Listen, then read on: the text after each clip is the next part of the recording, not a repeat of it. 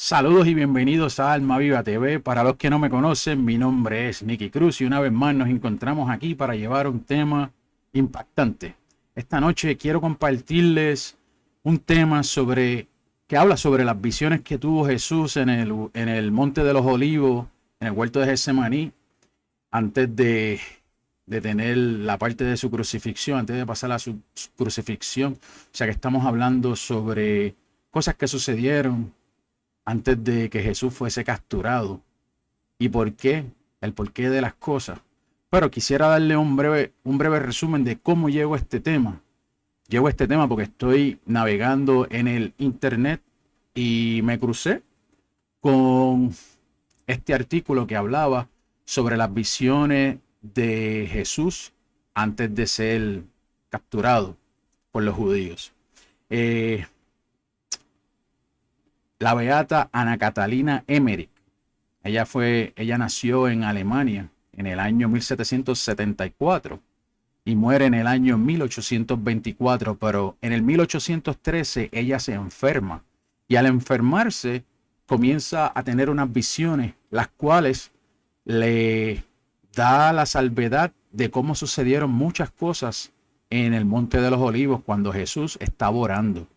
Me impacta porque hay cosas que sí están mostradas en la Biblia, están plasmadas en la Biblia, pero los detalles que ella habla sobre las visiones y sobre lo que sucedió con Jesús durante esa hora, cuando él estaba orando, me cautivaron. Tal fue así que me di la tarea de seguir indagando, buscando, investigando, analizando para poder entender mejor, ver la veracidad de todo esto y poder aprender.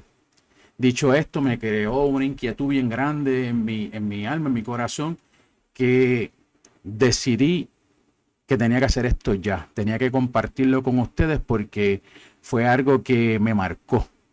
Dicho esto, quiero comenzar. Es un poco largo el contenido, pero si a usted le interesa saber los detalles de lo que hizo que a Jesús le causara sudar sangre, no te puedes perder esto. Tienes que quedarte y, y aprenderás y entenderás y te llevarás a tu corazón el por qué Jesús decide no quitarse y no pasar ese cáliz, sino hacer la voluntad de Dios. Yo recogí esta información. Le voy a dejar en la descripción la fuente de donde se consiguió todo esto. Y quiero estar muy claro en esto. Aquí no vamos a discutir sobre religiones ni nada. Simplemente llevar el mensaje. El que lo quiera recibir en su corazón. Esto viene de parte de Dios. Y es para el beneficio de todos los que quieran creer en esto que les voy a compartir a continuación. Dicho esto, voy a comenzar. La dolorosa pasión de nuestro Señor Jesucristo. Voy a hablar esto en segunda persona, en relación como si fuese ella quien lo estuviese contando.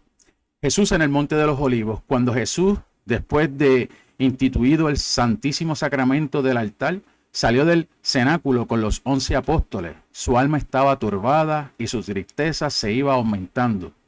Condujo a los 11 por un sendero apartado en el valle de Josafat. El Señor, andando con ellos, les dijo que volvería a este sitio a juzgar al mundo, que entonces los hombres temblarían y gritarían, y los montes quisieran que cubrieran a estas personas.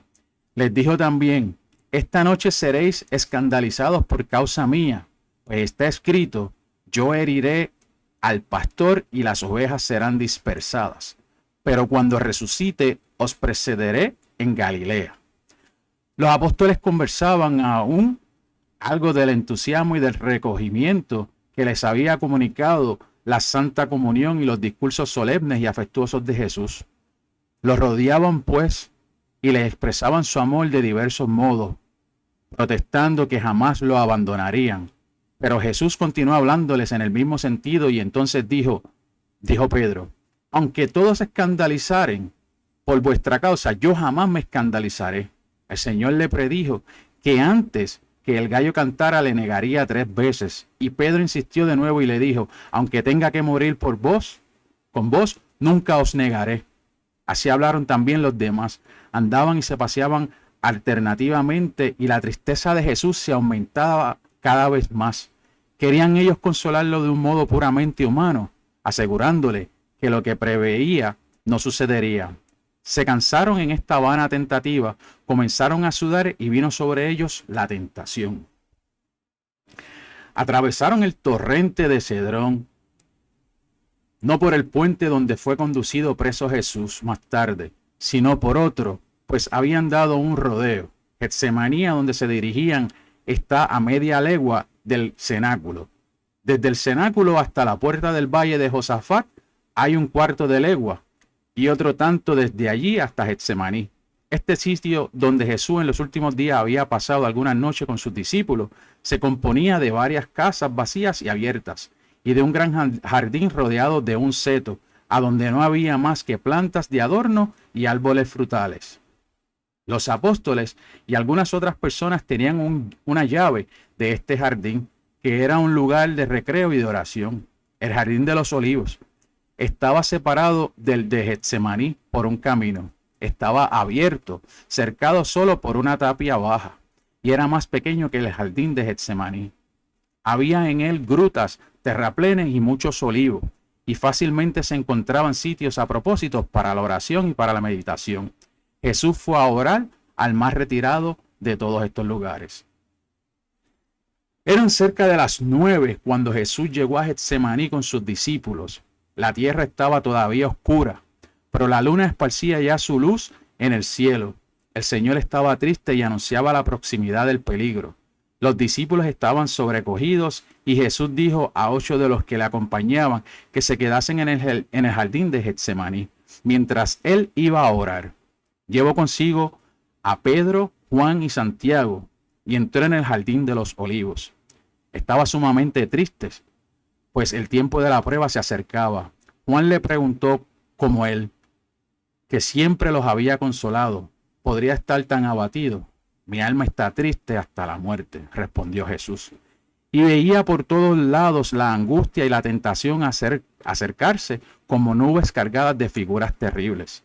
Entonces dijo a los 3 apóstoles: quedaos ahí, velad y orad conmigo para no caer en tentación. Jesús bajó un poco a la izquierda y se ocultó debajo de un peñasco en la gruta de 6 pies de profundidad, encima de la cual estaban los apóstoles en una especie de hoyo. El terreno se inclinaba poco a poco en una gruta, y las plantas ácidas al peñasco formaban una especie de cortina a la entrada, de modo que no podía ser visto. Cuando Jesús se separó de los discípulos, yo vi a su alrededor un círculo de figuras horrendas que lo estrechaban cada vez más. Su tristeza y su angustia se aumentaban. Penetró temblando en la gruta para orar, como un hombre que busca un abrigo contra la tempestad. Pero las visiones amenazadoras le seguían y cada vez eran más fuertes.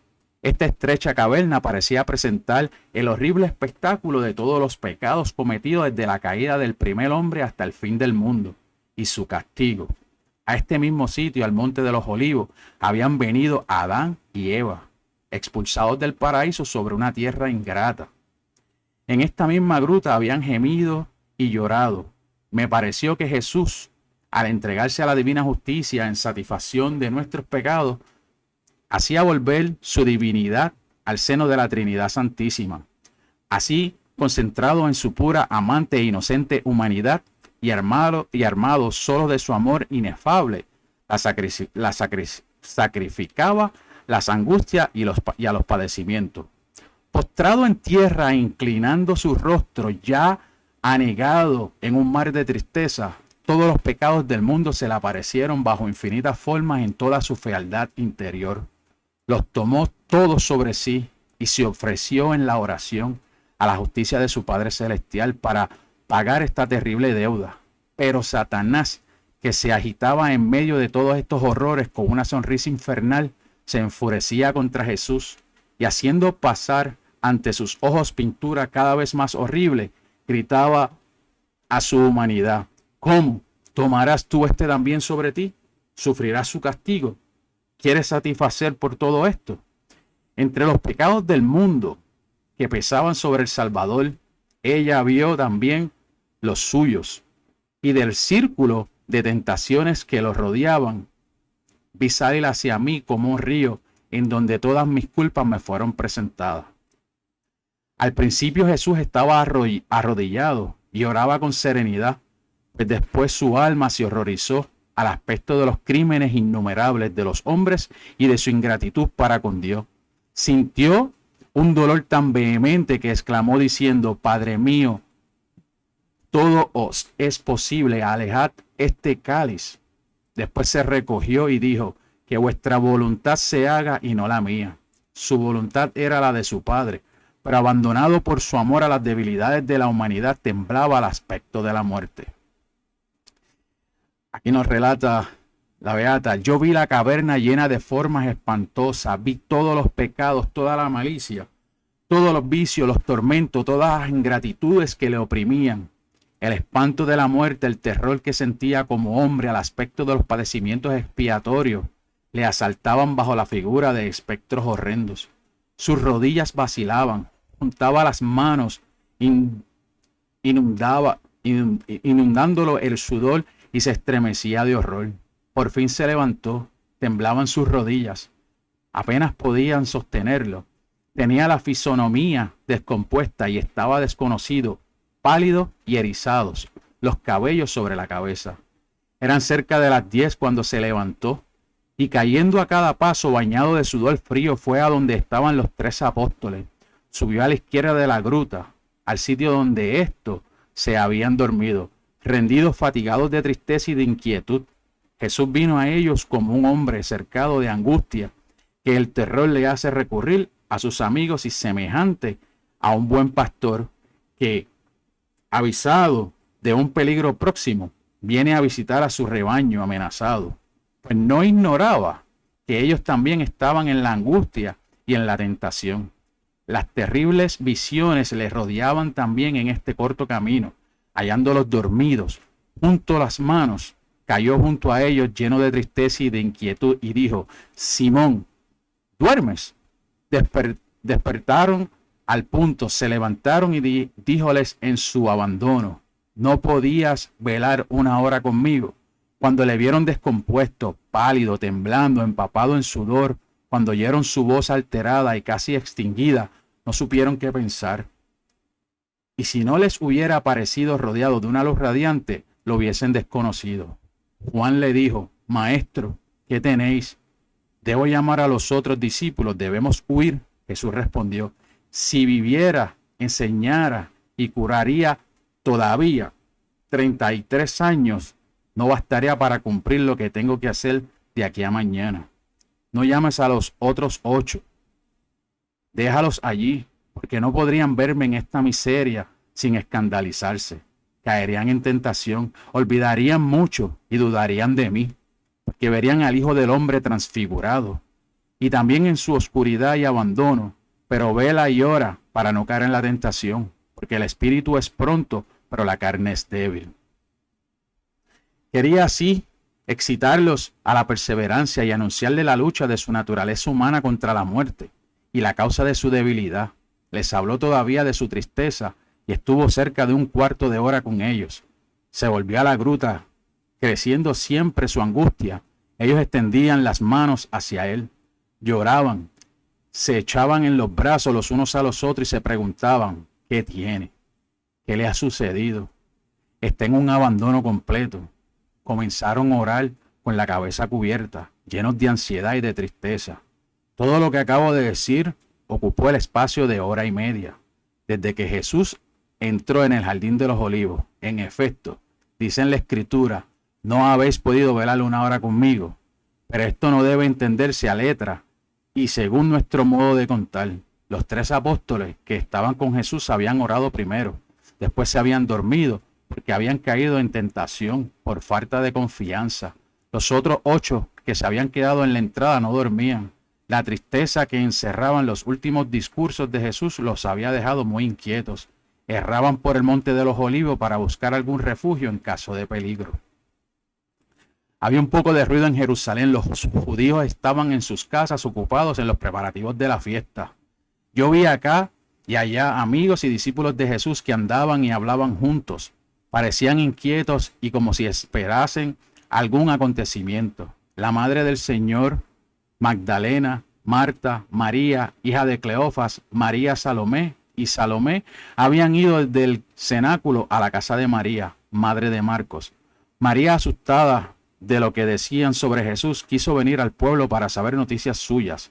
Lázaro, Nicodemus, José de Arimatea y algunos parientes de Hebrón vinieron a velar para tranquilizarla, pues habiendo tenido conocimiento de las tristes predicciones de Jesús en el cenáculo, habían ido a informarse a casa de los fariseos conocidos suyos, y no habían oído que se preparase ninguna tentativa contra Jesús.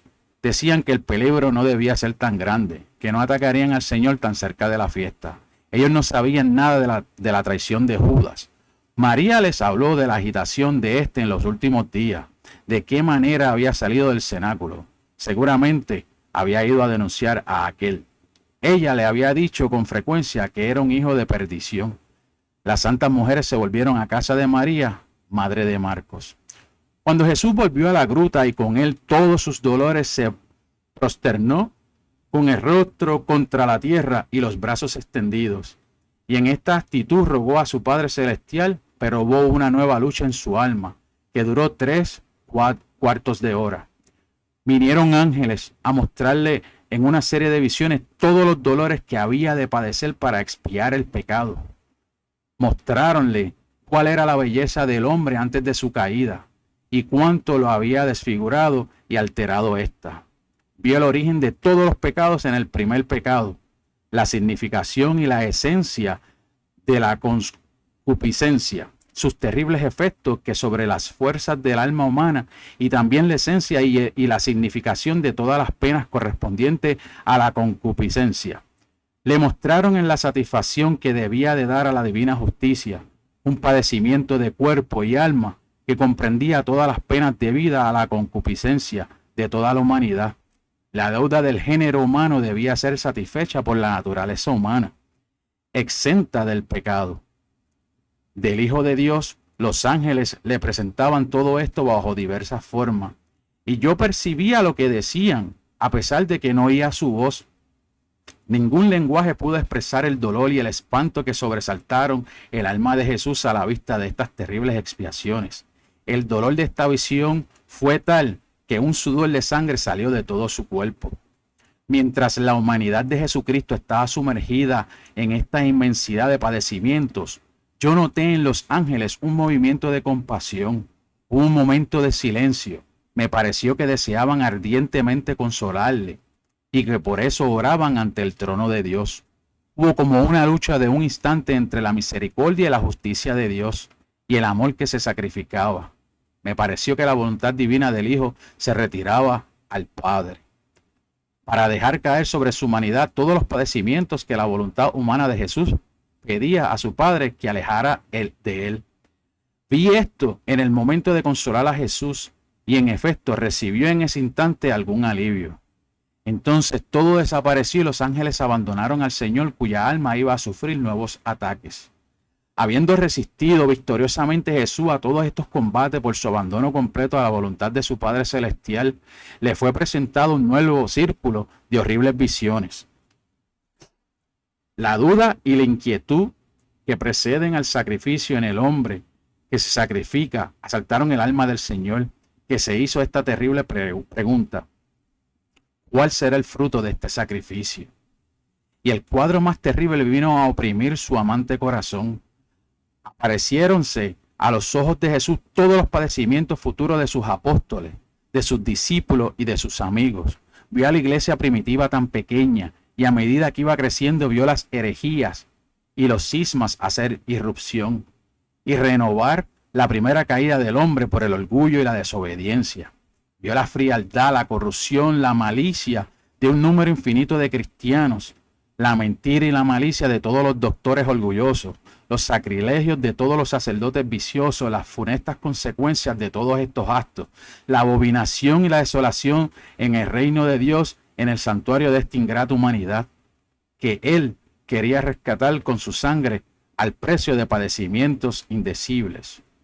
Vio los escándalos de todos los siglos hasta nuestro tiempo y hasta el fin del mundo, todas las formas del error, del fanatismo furioso y de la malicia, todos los apóstatas, los herejes, los reformadores con la apariencia de santos, los corruptores y los corrompidos lo ultrajaban y lo atormentaban como si a sus ojos no hubiera sido bien crucificado.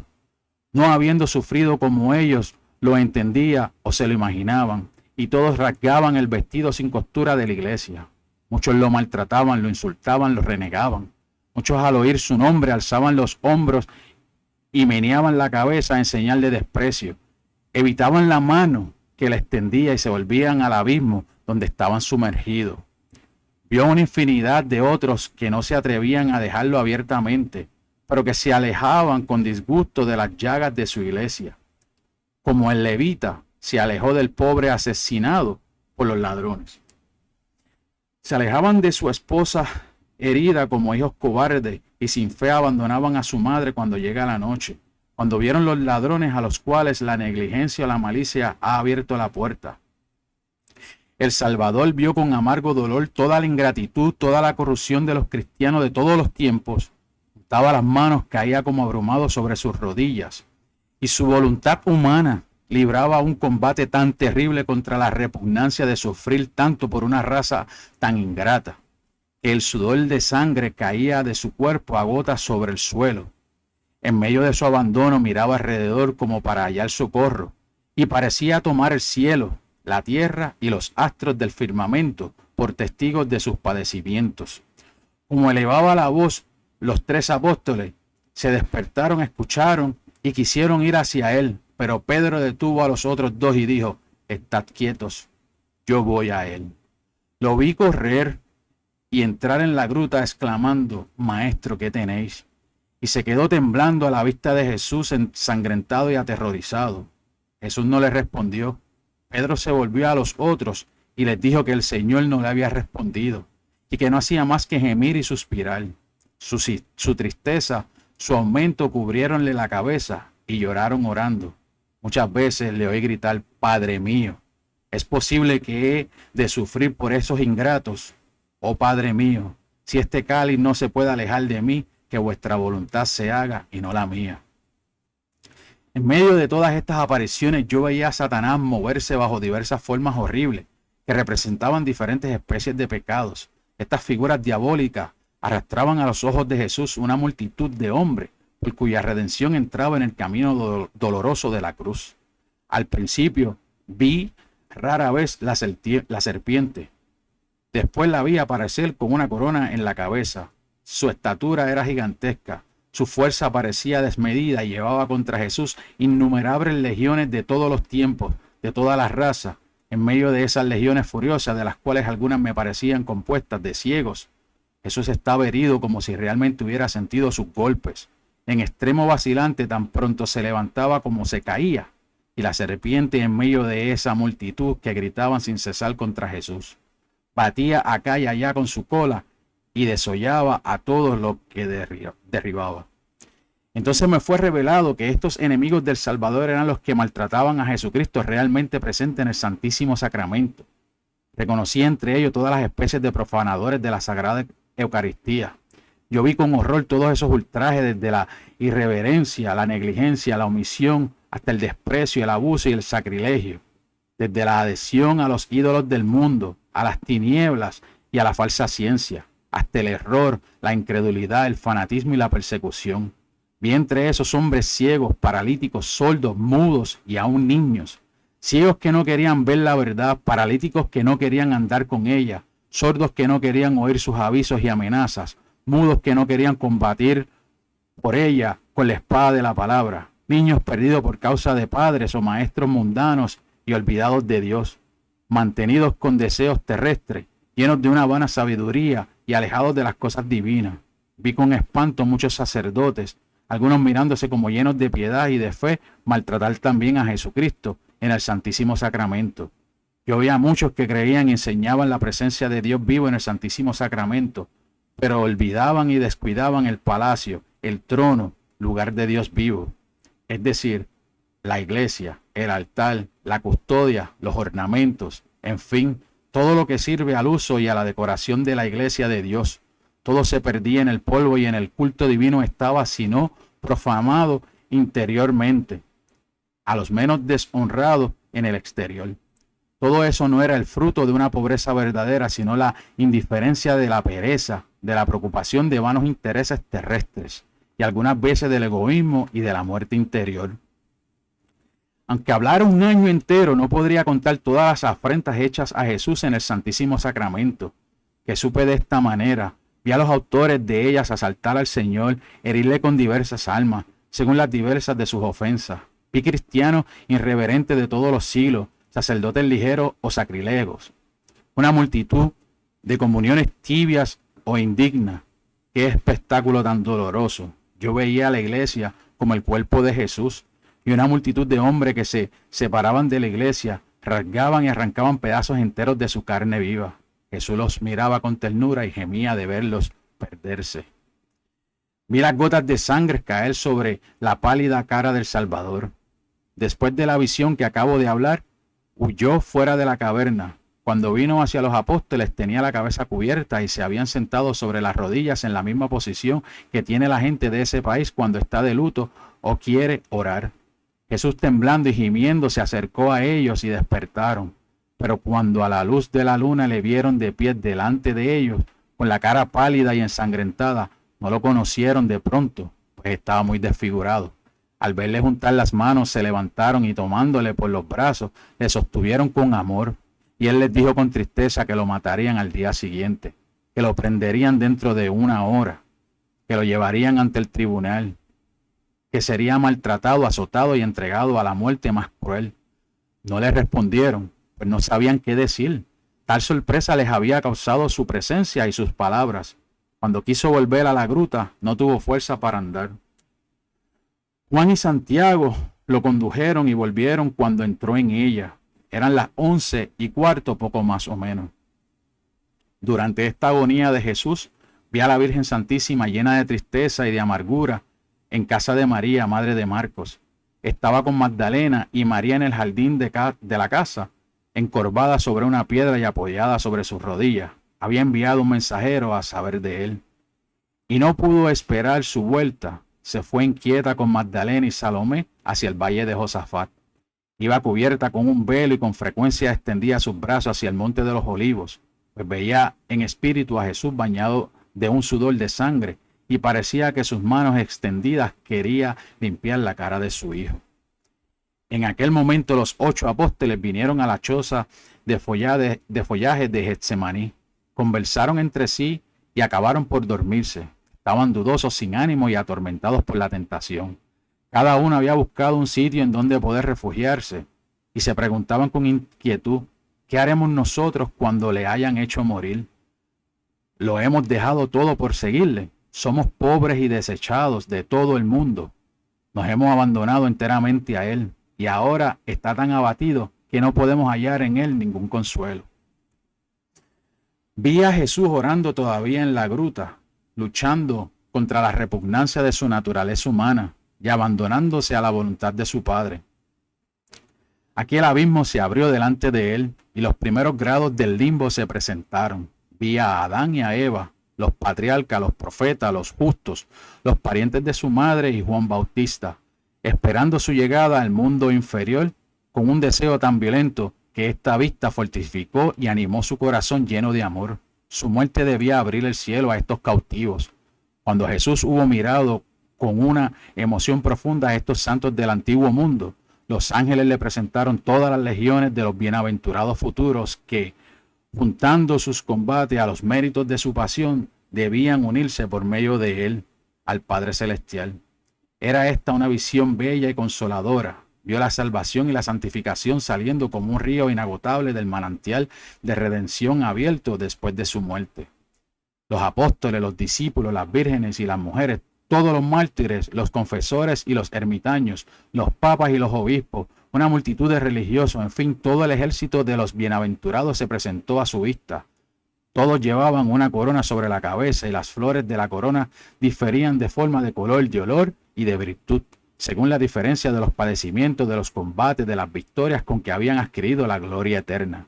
Toda su vida y todos sus actos, todos sus méritos y toda su fuerza, como toda la gloria de su triunfo, venían únicamente de unión con los méritos de Jesucristo.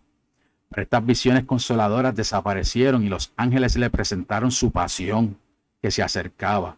Vi todas las escenas presentarse delante de él, desde el beso de Judas hasta las últimas palabras sobre la cruz. Vi allí todo lo que veo en mis meditaciones de la pasión, la traición de Judas, la huida de los discípulos, los insultos delante de Anás y Caifás, la apostasia de Pedro, el tribunal de Pilato, los insultos de Herodes, los azotes, la corona de espinas, la condenación a muerte, el camino de la cruz, el sudario de la Verónica, la crucifixión, los ultrajes de los fariseos, los dolores de María, la Magdalena y de Juan, la abertura del costado, en fin, todo le fue presentado con las más pequeñas circunstancias. Lo aceptó todo voluntariamente y a todo se sometió por amor de los hombres. Al fin de las visiones sobre la pasión, Jesús cayó sobre su cara como un moribundo. Los ángeles desaparecieron. El sudor de la sangre corrió con más abundancia y atravesó sus vestidos. La más profunda oscuridad reinaba en la caverna. Vi bajar un ángel hacia Jesús. Estaba vestido como un sacerdote y traía delante de él en sus manos un pequeño cáliz, semejante al de la cena. En la boca de este cáliz se veía una cosa ovalada del grueso de una haba, que esparcía una luz rojiza. El ángel, sin bajar hasta el suelo, extendió la mano derecha hacia Jesús, que se enderezó. Le metió en la boca este alimento misterioso y le dio de beber en el pequeño cáliz luminoso. Después desapareció. Habiendo Jesús aceptado libremente el cáliz de sus padecimientos y recibiendo una nueva fuerza, sostuvo todavía algunos minutos en la gruta, en la meditación tranquila, dando gracias a su Padre Celestial. Estaba todavía afligido, pero confortado naturalmente hasta el punto de poder ir al sitio donde estaban los discípulos, sin caerse y sin sucumbir bajo el peso de su dolor. Cuando Jesús llegó a sus discípulos, estaban estos acostados como la primera vez, tenían la cabeza cubierta y dormían. El Señor les dijo que no era tiempo de dormir, que debían despertarse y orar. Ved aquí, ahora, en el que el Hijo del Hombre será entregado en manos de los pecadores. Les dijo, levantaos y andemos. El traidor está cerca, más le valdría no haber nacido. Los apóstoles se levantaron asustados, mirando alrededor con inquietud. Cuando se serenaron un poco, Pedro dijo con animación, Maestro, voy a llamar a los otros para que os defendamos. Pero Jesús le mostró a cierta distancia del valle, del lado opuesto del torrente del Cedrón, una tropa de hombres armados que se acercaban con faroles, y le dijo que uno de ellos le había denunciado. Les habló todavía con serenidad. Les recomendó que consolaran a su madre y les dijo, vamos a su encuentro y me entregaré sin resistencia entre las manos de mis enemigos. Entonces salió del jardín de los olivos con sus 3 discípulos y vino al encuentro de los soldados en el camino que estaba entre el jardín y Getsemaní. Dicho todo esto, compartiendo todo esto con ustedes, estas visiones nos dejan claro de que a Jesús le fueron mostrados todos los pecados de todos los siglos hasta el presente. Él vio todo lo que él aún pasando o que iba a pasar por la crucifixión, sabía que las personas iban a continuar pecando, pero eso, viendo la humanidad ingrata, por el amor que siente por nosotros, continuó y no se echó para atrás. Él acertó la voluntad del Padre, pero lo más que lo consolaba y le daba alegría era que su muerte iba a abrir las puertas del cielo, donde los que estaban en el limbo iban a poder allí entrar al cielo por primera vez. Les digo esto porque al estar leyendo estas visiones de Ana Catalina Emmerich, me di cuenta de que hoy día tenemos la oportunidad de arrepentirnos y hacer las cosas bien. Mira cómo en un momento nos explica que hasta la misma persona que estaba viendo estas visiones vio las cosas que ella hacía en la tierra, vio sus pecados y vio las cosas que le causaban tentación alrededor de ella. Jesús murió por nosotros. Mucha gente piensa que estos son cuentos, pero estas cosas hay que traerlas para que muchos puedan entender todas las cosas que pasó Jesús por nosotros. Espero que aunque largo este contenido y esta revelación, esta visión que le acabo de contar, ustedes puedan compartir esto con otras personas para el beneficio de todos. No importa la religión que usted practique, al fin de cuentas le creemos a un Dios vivo. Debemos cambiar, debemos hacer las cosas mejor, debemos arrepentirnos de los pecados, porque todas estas cosas son símbolos de que todas las cosas, todas las visiones y todas las cosas que han ido pasando, si nos las ponemos a analizar, son las mismas cosas que hemos visto en estos tiempos, en las noticias, de todos los religiosos, de todas las cosas que, pues, que entristecen a Dios. Y nosotros estamos aquí en el tiempo presente, hoy, en el año 2022, para nosotros entender que Jesús nos ama, nos quiere y que no fue en vano el entregar su vida por nosotros. Así que, hermano, gracias por estar una vez más con nosotros en Alma Viva TV. No olvides suscribirte a nuestro canal y la gloria de Dios siempre. Así que muchas gracias y que Dios me los guarde.